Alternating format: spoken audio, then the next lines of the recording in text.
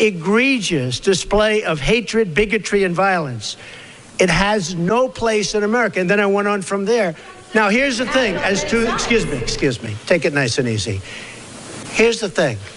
When I make a statement, I like to be correct. I want the facts. This event just happened. In fact, a lot of the event didn't even happen yet as we were speaking. This event just happened. Before I make a statement, I need the facts. So I don't want to rush into a statement. So making the statement when I made it was excellent. In fact... Oh, it was excellent, huh? Oh, what's this? Charlottesville's victim's mother thanks Trump for words of comfort. The mother of the 32-year-old woman who was killed Saturday in a car ramming attack during violent protests in Charlottesville, Virginia, thanked President Trump for offering words of comfort and for condemning the violence. Quote, "Thank you, President Trump, for those words of comfort and for denouncing those who promote violence and hatred," Susan Bro, mother of Heather Heyer, said in a statement after President Trump called out white supremacists and other hate groups during a press conference Monday afternoon. So the poor mother of this girl who was murdered thanked President Trump for denouncing the violence. But let's check in and see what CNN had to say about President Trump's statements. We normally start off the broadcast saying good evening, but tonight there doesn't seem to be much that is good about this evening, because a few hours ago, the President of the United States revealed so clearly who and what he really is. Today, the President of the United States ripped open wounds that have barely begun healing in Charlottesville on a subject, race, that has tormented this country from the very beginning and nearly torn it apart more than once. He ripped open these wounds so he could show the world that he did not make a mistake on Saturday when he spoke words that were ill-considered, untrue, and insensitive. What exactly is untrue about his statement? Let's check in with Don Lemon and see what he thinks. This is a sad moment for the country, and I think it was an awful moment for the person who's supposed to represent the highest office of the land. I mean, today you saw the real Donald Trump proving all of his critics right in that moment. Everyone was sitting there watching, saying, here we go, his true colors are coming out. These people are more upset with what President Trump said about the event than they are about the girl getting murdered by that psychotic lunatic who ran into that crowd with his car. Tell us what you really think of Antifa, Don, the leftist terrorist organization which dresses up like ISIS and then riots every time a conservative speaker is invited to a college Mark campus. Dice, media analysis, social critic, political activist, and author. He appears in several groundbreaking documentary films, including Invisible Empire and the 9/11 Chronicles, and was featured on the History Channel's Decoded. His newest book is the Bilderberg Group, Fact or Fiction. That's got to be interesting. Mark, welcome to the InfoWars program. I'm Gary Haven, and I've got Roger Stone sitting here. What say you? You know, never before has Alex Jones's InfoWars operation been more appropriately named, because we're in an information war. And as we've all been watching for the last couple of days, they've ramped it up into levels that are really beyond Orwellian. And of course, they're trying to stoke the fears, literally glorifying leftist terrorist Antifa. CNN is now literally a terrorist propaganda network. The network itself, their anchors, Chris Cuomo, is glorifying Antifa on Twitter. This is astonishing. And of course, they're trying to hype up the anti-Trump fever that we saw brewing last summer when events in Chicago were canceled due to violence, when we saw peaceful Donald Trump supporters being attacked unprovoking their attackers in San Jose and in other cities. We're entering into some dangerous territory. So it's glad to be with you guys. I think that, you know, InfoWars is doing such a fantastic operation. And again, never before has the name of this network really been more appropriate, because this is an Orwellian information war that we have to win. Well, Mark, I follow your tweets avidly on Twitter. You're a real truth teller, and I'm glad to be with you today. We really are in a Kafkaesque-like moment. I mean, it's truly Alice in Wonderland when the President of the United States speaks an obvious truth, which is to say that violence, when condoned or advocated or perpetrated by anyone on the left or the right, is wrong, and he is slammed for saying that. As if because of history, some people should get a pass while others don't. It's like saying up is down and down is up. It's a moment of true insanity. It's beyond bizarre. It would be as if you brought your wife, girlfriend to a nice restaurant, and in the middle of dinner, you're like, you know what, this food really sucks. And she'd be like, you know, and you're like, well, this restaurant sucks. And she'd be like, well, what restaurant are you talking about? You didn't name the restaurant specifically. You weren't really clear about what it was you were saying. You know, it's absurd to nitpick and mince his words about his statement, which he made right after the horrific event happened, right as really when the details were still emerging about what it was that happened when that psycho ran into that crowd with his car. And not only are they just, you know, upset and nitpicking him, I mean, I haven't seen them this upset literally since the election. This is perhaps even worse and more dangerous, because they're literally trying to brand all Trump supporters as little SS officers, supporters of Adolf Hitler. And unfortunately, they want to see more events like we saw where innocent people were being attacked at Trump events just for wearing red MAGA hats. This is incredible. This is really, every time I think that they can't sink any lower, they do. But now we're into just dangerous territory. It became laughable about the Russia conspiracy theories. Really, it was almost dying down. It was almost dead. And then they found one little thread to pull on, and that was Donald Trump Jr.'s meeting with someone from Russia. They hyped that up for a few days. That died down because it's another nothing burger. Then Paul Manafort is being investigated. That's died down. I mean, what did he do? Maybe miss a checkbox on one of his tax forms? I mean, whatever it is that he allegedly did has no direct connection to the campaign. This investigative creep has now veered so far off the rails that it's going into just people's personal finances, no relations to this campaign. I can't believe that CNN, that these improv pundits, and that's what they are. It's as if you're at an improv comedy show where people give the comedians a topic to talk about, and then they have to make it funny. They have to entertain the audience. And that's what the people on CNN, MSNBC, all these, the big three, ABC, NBC, CBS, they're improv pundits because they're given a topic they know nothing about. They have a role to play. They have to act it out and try to convince the audience that what they're saying is legitimate. And it's dangerous at this point. Well, I've been in the audience on those shows, and of course they hold up this sign that says laugh or clap. Applause. And that's what the audience does. And it's about as genuine as being obedient to a sign. You know, it's interesting. They the ones that have tried to stick something to Trump, and they've had to move through all of these events that you just went through. They've been unsuccessful in getting anything to stick. But what they have been successful with is keeping us from talking about the real criminals, the real crimes. You know, I have a lot of experience in Haiti, where I saw firsthand the Clinton Foundation get away with stealing literally billions of dollars from the poorest of the poor. And not only was that not being covered, but the people that were going to testify against them, one of them just a few weeks ago was suicided on the Saturday before he was to talk on Tuesday. But there's just so many real things going on. Debbie Wasserman Schultz, for example, that they have been successful in filling the news cycle. You know, there's only so many minutes a day of news. Successfully filling the news cycle so that they provided cover for so many things. You know, Seth Rich, the DNC, claiming that it was Russia when they had actually discovered they released it. So you got to give them credit. Even though we're frustrated and kind of chattering, trying to defend Trump all day long, they have been able to move through the news cycles one after the other and provide cover for the real criminals out there. And it's sad that we have to keep fighting back and keep debunking them on a daily basis. I mean, these allegations that Trump is a racist, let alone a white supremacist supporter, they're so absurd. They've been debunked for literally decades. I mean, Trump's own inner circle. I mean, you know, Rogers worked with him. You guys know this. Omarosa, he's promoted black women to positions of power within his organizations. It's so insane. Because the people who actually know him, the people who have worked with him, are just shaking their head at this. But unfortunately, you have the public, the general public, the general liberals who've just tuned out. are so easily manipulated by this. And now they're not only trying to paint all Trump supporters, to alt-right and racist, white supremacist. They're doing the same thing with anybody who is concerned about censorship on the internet. As you guys know, there's some protests that were planned. I don't know, I think some of them have been canceled due to security concerns.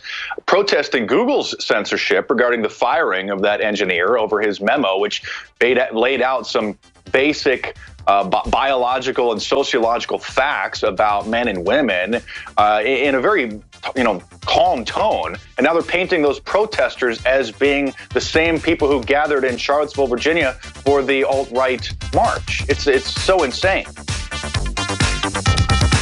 Well said, Mark. Taking a break now. We'll be back in a few. Fully cooked, ready. With Gary Heaven, we're here on the Alex Jones Show with our guest, Mark Dice. Gary, you had another question for Mark?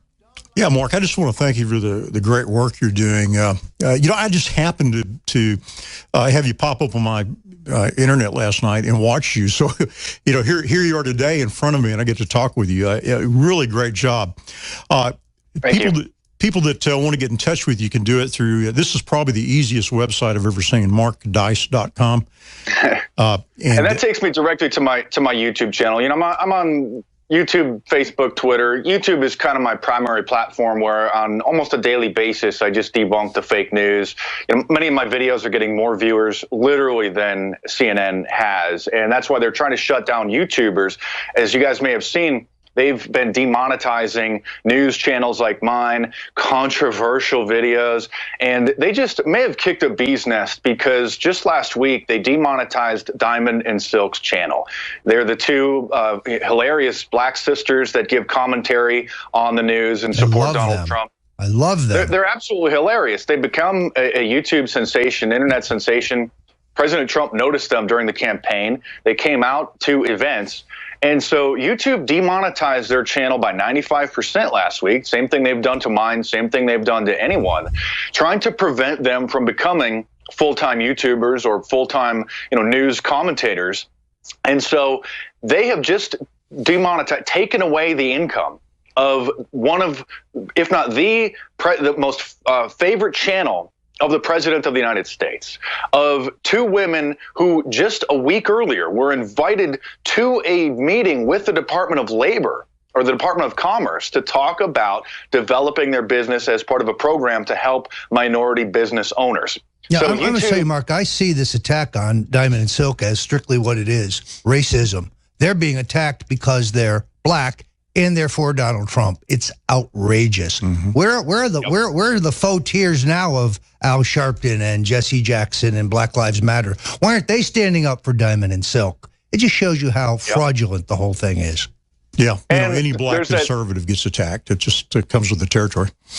Yep. There was a teenager, a young teenager, I can't remember his name, who was denouncing Barack Obama, making YouTube videos, and then supports President Trump. And, there were large portions of people online that were trying to hunt him down and find out where he works and threatening to come and attack him, assault him at his place of employment. And, where's the ACLU? Where's Al Sharpton protecting these people? You're right. Ben Carson's home was just vandalized yesterday. It's so absurd. And so that's why it's so important that on a daily basis, InfoWars and everybody just continues to stay vigilant. And, I see these attacks.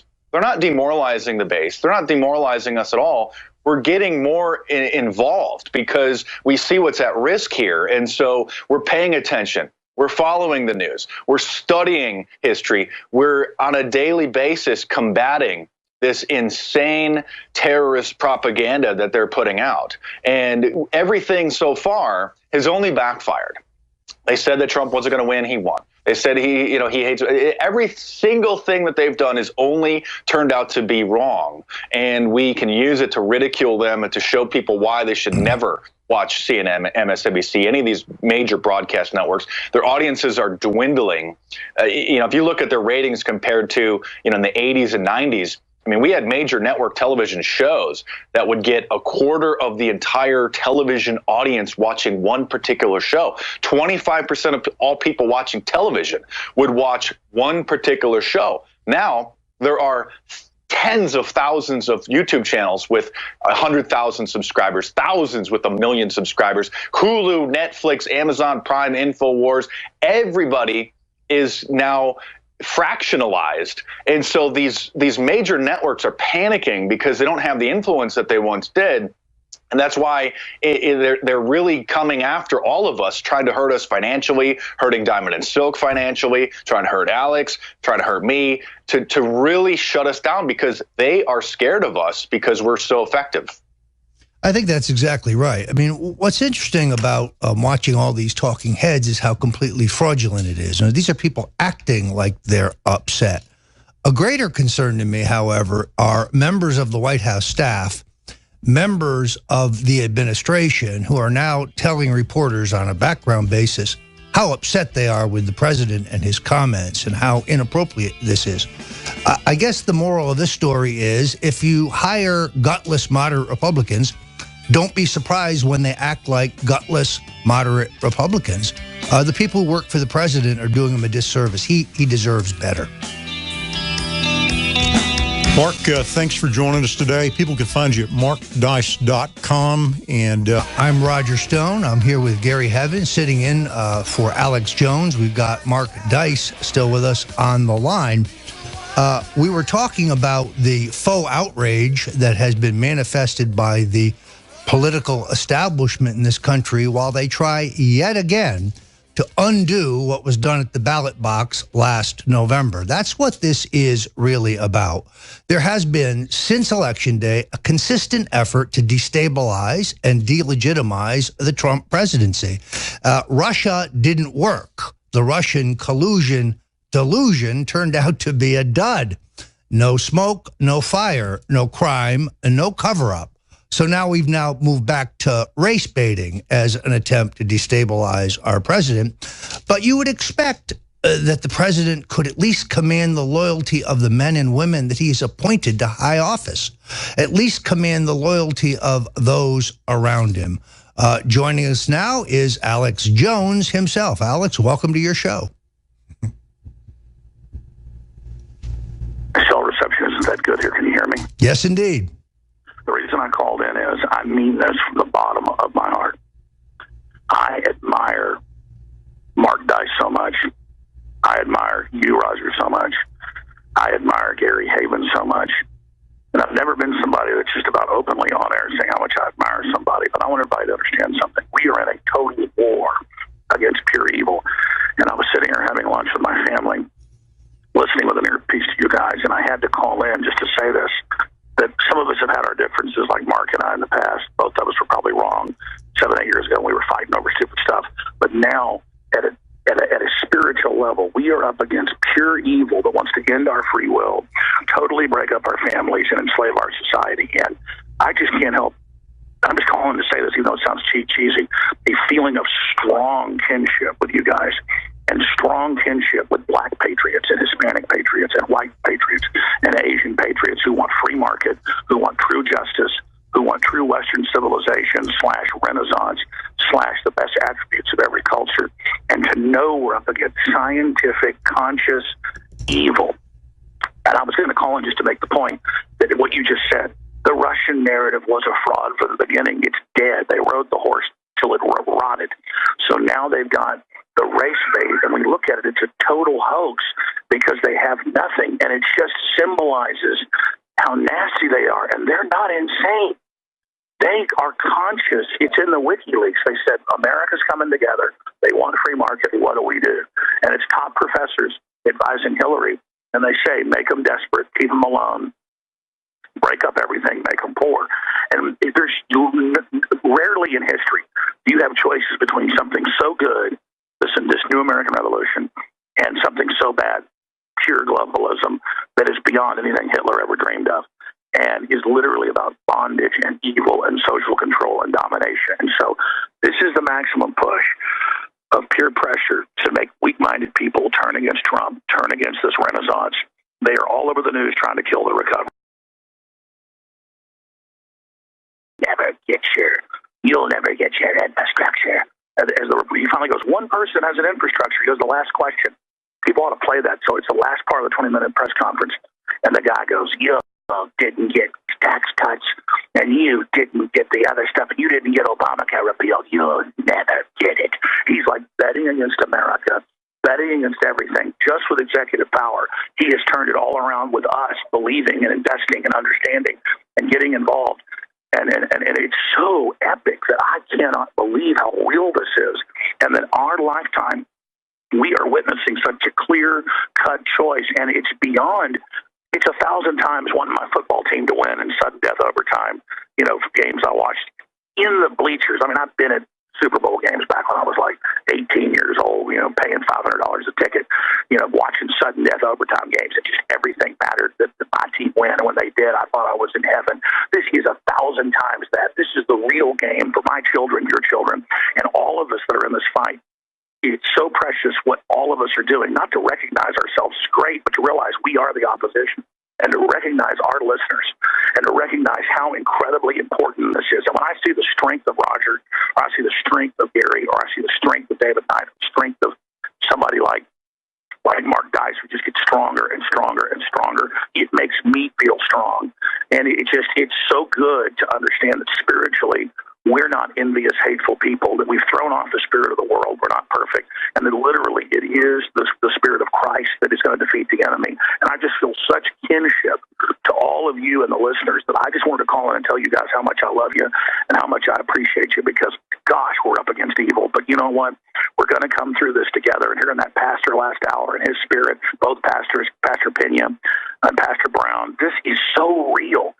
And you see people bullied by the world, bullied by peer pressure, believing they're on the real team. I've had people in Seattle, 99% come over and tell me they love me, probably 400 people, where I can't even go down the street. But I've had 3-4 people walk over, 1 out of 100 literally, and go, F you, Alex Jones, we hate you, and point at me in public when I'm walking down the street with like it hurts me, like their peer pressure hurts me. And I realize they're slaves.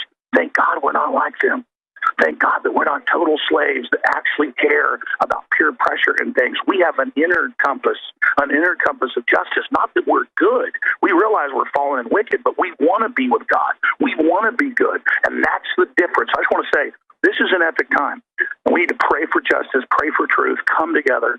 I've never been a racist person, but I've been tribal, and I've been sick of people telling me I'm racist, and I've had thoughts that aren't good. But I want to say this has helped me transcend completely any classism or racism I had. I'm tired of being brought up in Dallas and being told I was racist, told I was bad, physically attacked because of who I was. I have transcended it completely, because I'm not going to be part of the enemy who claims they're trying to transcend racism when they're the ones pushing it. We all have souls. We all are made by the Creator. We're all brothers and sisters. And I want everybody to know, no matter what color they are, I love you. And I don't even hate Islam, except that it was created by the evil to oppress people. I love the people. I hate their system of control. And I just want to say I love you guys, and I appreciate you, and take over. Sorry, I'm always calling in. The broadcast is so powerful. And the Spirit of God being risen up against the enemy as the full spirit of evil rises up. For every action, there's an opposite and equal reaction. And we can all feel it. It is so electrical. And we are now all literally that stay the course for truth and justice and say no to the peer pressure. Every level we go up like a game, but it's the real world. Those are facsimiles copying reality. We become even stronger, and it's not a power trip. It's humbling. These evil people are looking for power. They have no idea that just tuning into God, there's so much power. You'll be completely humbled. So back to Mark Dice and you guys, amazing job. It's amazing listening to you, and it's amazing knowing we have Nico and the rest of the great crew that put up with me and so much and worked so hard, everybody in the whole office, to bring you this transmission. This is truly beautiful, and it's history happening. And I didn't come up with INFOWARS on my own. I just literally was spiritual. This whole fight has been preparing us every way, and every level we go up, God gives us even more strength to face the enemy.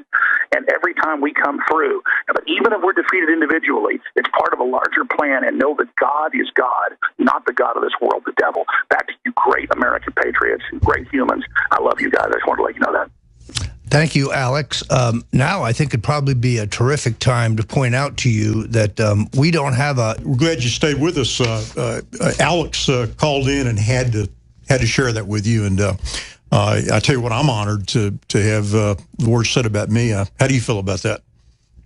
It's been an honor to watch Alex's operation grow from just a website back in 2005 when I discovered it that was streaming the radio show to, kind of an early YouTube channel with Alex just broadcasting with a black curtain in the back to now what InfoWars is today, a full-blown, fully functioning, global media operation with reporters and contributors, the best guests, the best reporters. I've seen his crew grow over the years, and he's got such a great team now. And let's face it, they want InfoWars shut down, and they want Alex Jones dead or in jail. And that's not an exaggeration. And that's why BuzzFeed did some testing on the InfoWars supplements. They were hoping to find that they were being falsely advertised, hoping to turn that over to the FDA, hoping to get Alex indicted. And they are trying and hoping, praying to their Lord Lucifer to shut down InfoWars. So it's very important that everybody watch, everybody's back. It's great to be a part of the InfoWars family, to see Alex's operation grow from just a small website to what it is today. And it's incredible to see the mainstream media now almost every day attacking Alex. And that's when you know that he's doing the right thing, is when these liberal comedian propagandists like Stephen Colbert and Jimmy Kimmel are attacking him. You know then that Alex is doing the right thing. So it's great to be a part of the team, and we have to just keep going. And like when you're going to be physically fit, you want to stay healthy. It's not just going to the gym once in a while. You have to do it consistently. You can take a couple days off to recover and relax and get re-energized. But we got to come back into it. And so, Alex, I hope you enjoy your vacation. And for all of us, the listeners, the crew, we're all we must remain in this fight full time. We can't do it. We can't cut loose just yet. So it's great to be with you guys. Always good to be a part of the team. And I like your gym analogy, being the founder of the largest fitness franchise in the world. You're talking my language. Yeah. Mark, thanks for being here. MarkDice.com. Watch his videos, guys. Are great. We appreciate it, Mark. God bless. Appreciate you guys. God bless. What's amazed me, Gary, is the large number of reporters that have contacted me in the last 72 hours asking me the same question over and over again. How badly has the president hurt himself? Don't you think this is the end? How debilitating is this?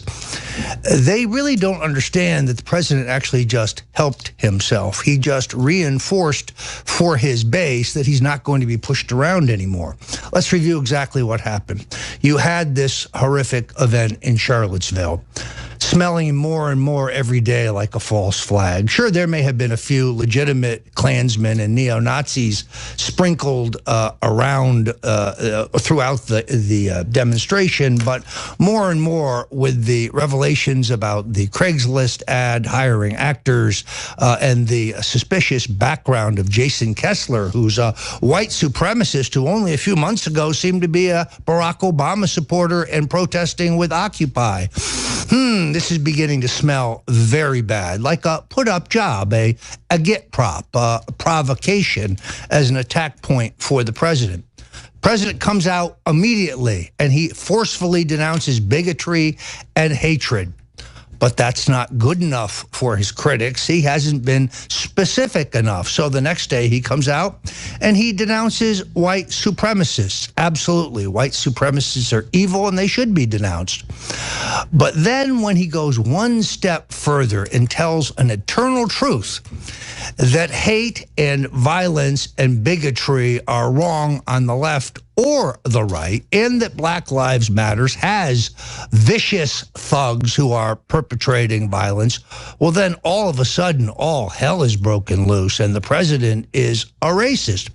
This is a part and parcel of this simple fact.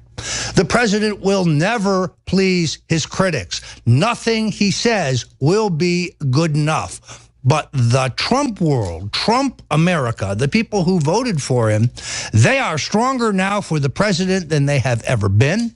It is reflected in every poll where if you look at those who voted for Hillary Clinton, she's actually lost strength. Many of her voters say they wouldn't do it again, whereas Donald Trump's intensity among Republican primary voters, among Republican voters, higher than it has ever been, higher even than in the closing days of the campaign. Has the president been hurt, Gary? Absolutely not. The president is stronger than ever, and he's ready for the struggle. You know, Roger, those are great words. It's interesting. It's like he wants to be liked, and you know him quite well. I really would encourage him to realize that he ain't going to be liked by these people. So just go ahead and embrace that.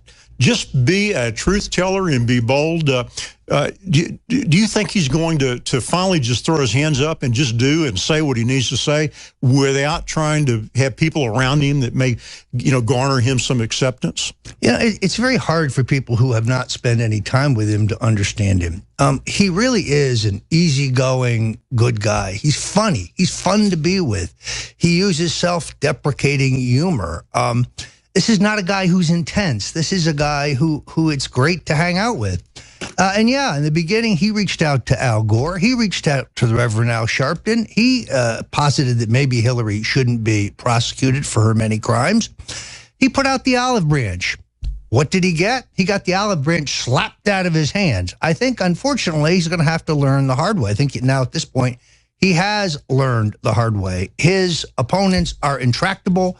They will never give up until they drive him from office. They are not going to drive him from office because we aren't going to allow it. We'll be back in a moment. To Alex Jones in INFOWARS. Sitting in for Alex today, Gary Haven and Roger Stone. We've had a great program today, haven't we, Roger? Excellent, excellent. Great to be here. I echo what Alex says. If there's any guys I want to be in the bunker with, it's you guys. And I tell you what, we may be in a bunker if this thing continues to heat up.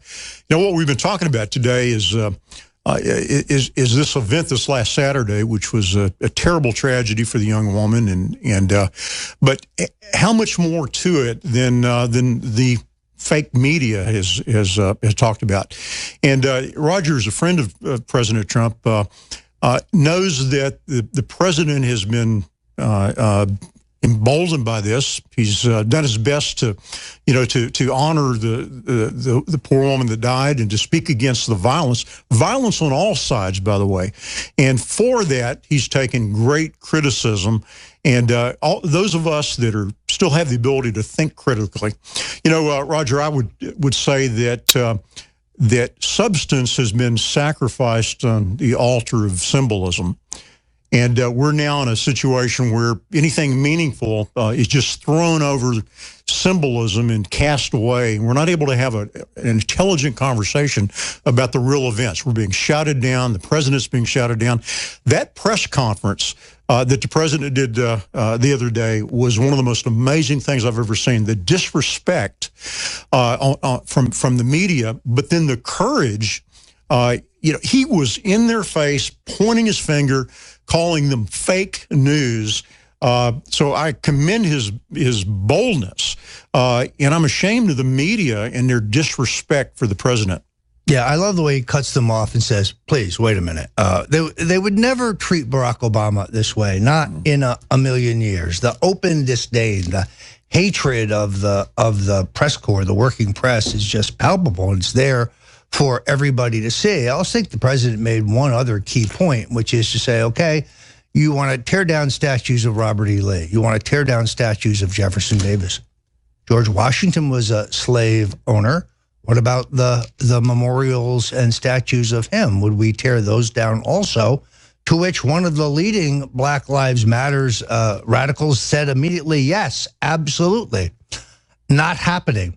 Although I've been thinking of trying to find a statue of the well-known racist, bigot, Democrat President Woodrow Wilson. I'd like to help tear that down.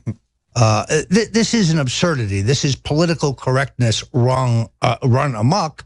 And Donald Trump's had enough. He's fed up with it. I really think he has re-energized his base. And the fault lines here are clear. They're trying to make this another John McCain situation or another Mexico is importing their rapists. That's when they all said, Trump is done. He's finished. He's going to crash. No, on the contrary. The president, in my opinion, Gary, will only emerge stronger. Roger, I hope you're right. My concern is that they, being the leftists, the purveyors of chaos, have had a hell of a week. I mean, they dominated the media, and all of the nighttime comedians have gone after Trump over, as you said, a lack of a couple of words. So they've really gained a lot of power this week. I think they're going to be encouraged, and we're going to see this summer of rage continue and perhaps even escalate. And I tell you, it's so important that people like us who can explain things truthfully, rationally, are having an opportunity to share with the average American who believes in his country the truth, so that they can defend our sovereignty and our Constitution and our freedom. Gary, I couldn't agree with you more, and we are here at the tip of the spear. Thank you very much for joining us for the Alex Jones Show. We've got Roger Stone and Gary HEAVIN sitting in for Alex Jones. Without any question, the most momentous, perhaps, week so far of the Trump presidency. Those who seek to undermine him, those who prattled on and on about a recount, who wanted to say, well, the popular vote was won by Hillary, and then they wanted a special briefing for the Electoral College about the Russian interference in our election. That failed. This is just the next in the long succession of attempts to undermine the president and undo what was done at the ballot box last year. The elites cannot get over the fact that they lost. You would think, given the fact to a certain extent they have used their superior knowledge of the Washington system to still get many of the things that they want, that they would realize that, as with Ronald Reagan, they're just going to have to settle in for 8 years of a reform agenda that they can only attack on the edges. But no, unsatisfied with the fact that globalists now control the Trump State Department under Rex Tillerson, who is essentially, I hate to say it, but the puppet of Condoleezza Rice. No, the left is still unsatisfied. They want it all back, and they want to remove our president, either in the short term through an uprising, which Alex Jones, based on his sources, has been reporting on and predicting for months, or by propping up phony crimes, trumped up crimes, if you will, by Mr. Mueller as a pretext for an impeachment that would take place if the Democrats win the House in 2018. So I think what we see here, Gary, is the left's short-term plan to get rid of Trump, their long-term plan to get rid of Trump. But one thing is clear. They have no interest in compromise or progress or the good of the country. They're only interested in the removal of our president. Roger, the best offense let me rephrase that. The best defense is a great offense. I really have been looking for Trump to go on the offense. The Justice Department, for example. Here our president is facing this ridiculous Russian delusion, I think you referred to it, is when you've got just such an array, the pay to play with the Clinton Foundation, and of course I have personal experience with how the Clintons have stolen billions from the poor Haitian people. You've got the uranium purchase where Hillary, is the State Department head of the State Department, approves a sale, and then millions of dollars will funnel back into the Clinton Foundation. I mean, it's so obvious. I'm frustrated, and I'm hoping that the Justice Department will finally get busy, and they can overwhelm the news cycle with all of the appropriate charges that this Russian collusion thing will be appropriated to the level it should be, which is nonsense. Do you think that we're going to see a Justice Department begin to do its job in this country? Well, I'm hopeful. I must ask you, Gary, I'm not really sure what Jeff Sessions is doing over there. Is he asleep? Perhaps he's asleep. We have now from the FISA court absolute proof that the Obama administration illegally, unconstitutionally surveilled at least 30,000 Americans. Clapper, Brennan, Rice, Jarrett, Obama. Where are the indictments? Jeff Sessions, somebody wake him up. Where are the indictments? You don't win this game on defense. You're absolutely right. Well, I hope that we can encourage the president to order his Justice Department. You know, my concern, and I think the only thing that explains it is the deep state has the ability to record everything, and what they don't record, they can fabricate. Maybe